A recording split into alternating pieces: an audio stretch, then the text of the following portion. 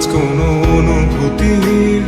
গভীরে যেতে চাই না আর কখনো, যেখানে নিঃশব্দ কান্নায় স্বরচিত হয়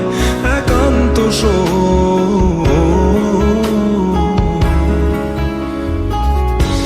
যা কিছু তার নির্দয় স্পর্শে দিয়েছে শ্রী